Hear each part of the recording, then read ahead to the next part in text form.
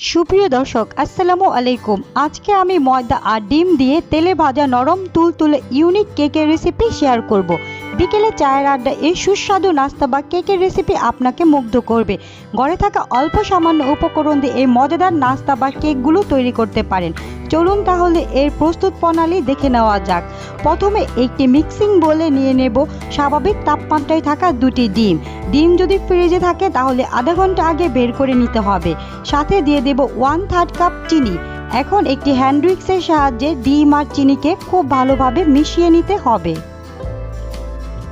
এই পর্যায়ে ডিম আর চিনি মেশানো হয়ে গেছে। এখন এর মধ্যে দিয়ে দেব 2 টেবিল চামচ পরিমাণ রান্নার সয়াবিন তেল। এখন আবারও সবগুলো উপকরণ একসাথে খুব ভালোভাবে মিশিয়ে নিতে হবে।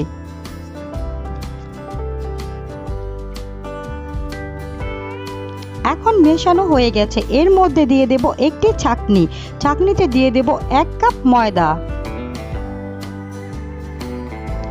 1 চা চামচ বেকিং পাউডার, হাফ চা চামচেরও কম লবণ। এখন উপকরণগুলো চেলে নিতে হবে।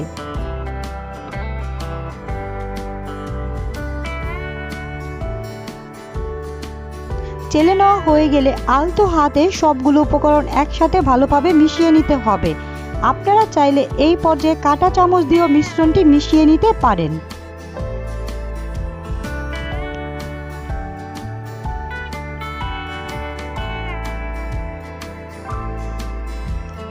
এই মিশ্রণটি একটু আঠালো হবে। এখন এর মধ্যে 1 টেবিল চামচ পরিমাণ তেল দিয়ে উপরে খুব ভালোভাবে একটু মথে নিতে হবে।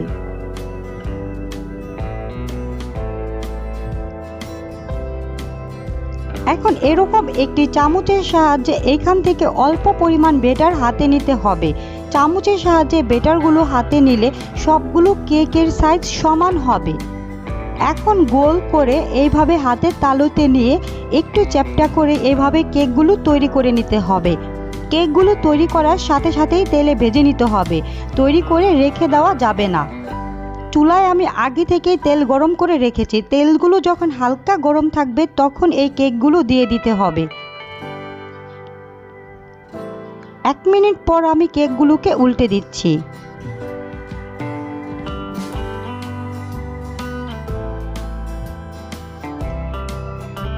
উল্টে দেওয়ার পর কেকগুলো এইভাবে ফুলতে থাকবে।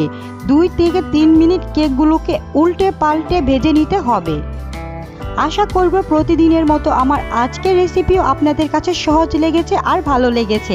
যদি আমার রেসিপি আপনাদের কাছে সহজ আর ভালো লেগে থাকে তাহলে আমার চ্যানেলটি সাবস্ক্রাইব করে রাখবেন আরও নতুন নতুন ভিডিও দেখার জন্য। এইভাবে নেড়ে চেড়ে উল্টে পাল্টে কেকগুলোকে আমি সুন্দর একটি কালার আসার আগ পর্যন্ত ভেজে নিচ্ছি। এখন আমার কেকগুলো ভাজা হয়ে গেছে।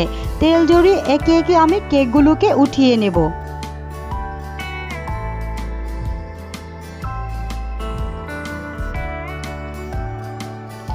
এখন আমি একটি কেক ভেঙে শেয়ার করছি। কেকের ভেতরে কতটা নরম এবং তুলতুলে হয়েছে, খেতেও অসাধারণ মজার হয়েছে। আজকে এই পর্যন্তই। সবাই ভালো থাকবেন। আল্লাহ হাফেজ।